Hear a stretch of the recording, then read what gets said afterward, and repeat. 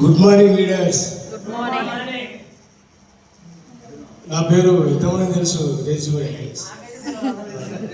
మీ అందరికీ నమస్కారం. జీవితంలో ఎన్నో మార్పులు ఉంటాయి, కానీ జీవితమే మారేటువంటి మీటింగ్లో ఇట్లా లేచిపోతే అన్నట్టు. నేను ఇలాంటి సెషన్ వినడం కోసం కంటిన్యూగా డే అండ్ నైట్ 3 days ఉంటాను. అంత అద్భుతమైన మీటింగ్ ఇది. ఎందుకంటే ఒక మహానుభావుడు అన్నాడు, నువ్వు పేదవాడిగా పుట్టు తప్పులేదు, కానీ పేదవాడిగా పెరగడం, పేదవాడిగా మరణించకు అన్నాడు. ఆ పేదవాడిగా మరణించకు అని ఆయన అన్నాడు కావచ్చు, కానీ వెస్టేజ్ నిజం చేస్తుంది పేదవాడిగా మరణించకు. అంత గొప్ప మీటింగ్కు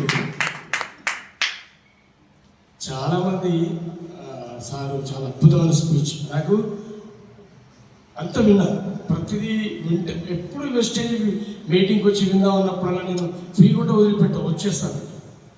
ఫ్రీగా లేకపోతే నాకు షూటింగ్స్ లేకపోతే ఈవెంట్స్ లేకపోతే సార్ నేను జాబ్ నాకు ఇంపార్టెంట్ జాబ్ అయితే డ్యూటీకి నిద్ర వెళ్తూ ఉంటాం. అలాంటి టైంలో వెళ్తూ ఉంటే ఆ టైంలో మిస్ అయితే అయ్యో ఈరోజు ఒక మంచి సెషన్ మిస్ అవుతున్నాను కదా అని బాధపడతాను. కానీ వచ్చి మధ్యాహ్నం లేచిపోవడం అనేది అది అంటే ప్రతిదీ కూడా ప్రతి వ్యక్తి మాట్లాడే జీవితాలు, వాళ్ళ జీవిత అనుభవాలు పాఠాలు. కాబట్టి పుట్టిన ప్రతి మనిషిలో ఏదో కళ ఉంటుంది, అది నిజములే. ఎదుటి వాడిని తక్కువ అంచలేసుకుంటే ఎన్నిటికీ ఎదగలేవులే. పాటైనా ఆటైనా మాటైనా ఇలాంటి బిజినెస్ అయినా వాస్తవానికి ప్రతి వ్యక్తి జీవితంలో ఏ మాట అయినా కూడా మనకు ఎటువంటి దారి ఇస్తుంది.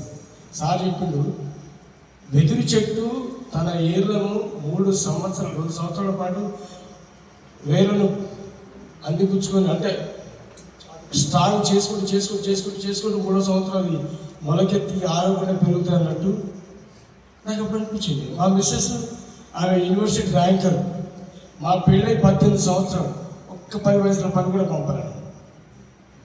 నేను ఆ అమ్మాయిని వాసన చెప్తాను.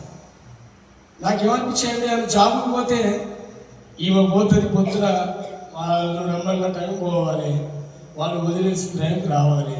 నేను ఎప్పుడు షూటింగ్కి ఒక 1 రోజుల 4 రోజుల 5 రోజుల పోయి శ్రమపడి వస్తాను. వచ్చినప్పుడు సమయానికి అన్నం పెట్టి నీళ్ళు ఇచ్చి మంచిగా చెడు బాబుని అడగకుండా ఇవి ఎక్కడో పోతే జాబ్ ఎక్కడో ఉంటే వాడు చెప్పిన టైంకి కనిపిస్తే నేను ఇంత కష్టపడేందుకు అని చెప్పి ఒక్క జాబ్ కూడా పంపలేదు. మాకు మంచి వెల్ ఎడ్యుకేటెడ్గా పంపలేదు.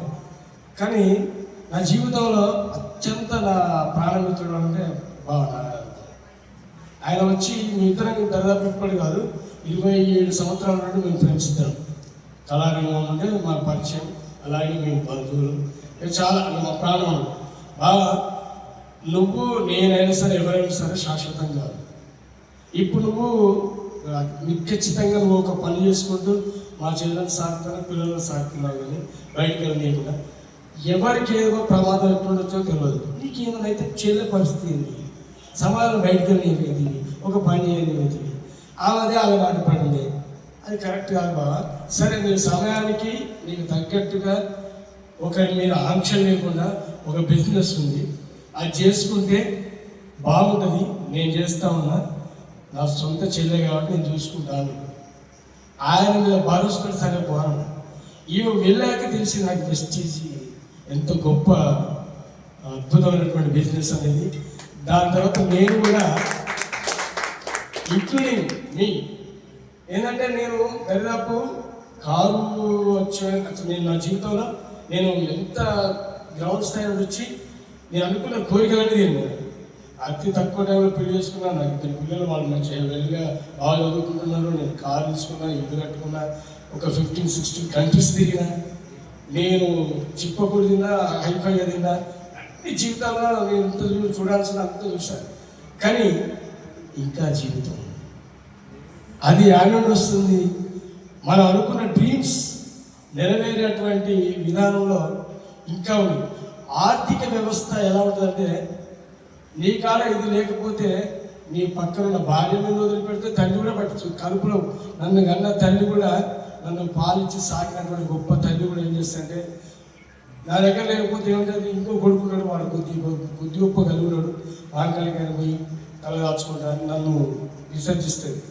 అంటే ఆర్థిక వ్యవస్థ అనేది నిన్ను కన్న తల్లిదండ్రులను కూడా, నీ భార్యను, నీ కడుపులో పుట్టిన పిల్లలను కూడా చూసుకోవడానికి కావాల్సిన గొప్ప వేదిక కలిగించింది. ఒక నువ్వు పైస పెట్టకుండా ఇంత అద్భుతమైన లక్షలు తీసుకునే ఆపర్చునిటీ అసలు ఈ ప్రపంచ వ్యవస్థలో ఎక్కడ లేదు. అంత గొప్ప డిస్ట్రిక్ట్లో మనం మీరు మనం సభ్యులైనందుకు, కొనసాగుతున్నందుకు చాలా సంతోషం. నేను ఎక్స్పెక్ట్ చేయాలి. ఈమె ఫస్ట్ స్టార్టింగ్లో చెక్కు ఎంత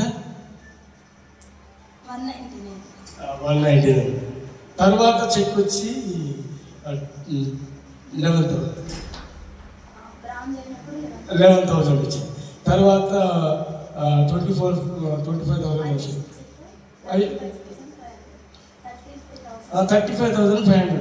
ఈమె సార్ మీకు విషయం చెప్పాలి, ఒక్కసారి 10 వేస్తుంది.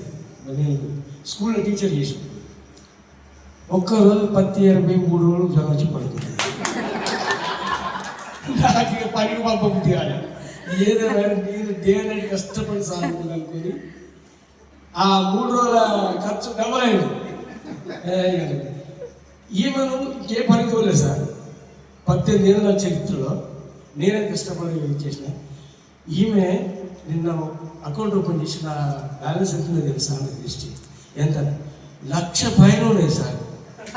నేను మిరాకిల్ అసలు ఒక 10 రూపాయల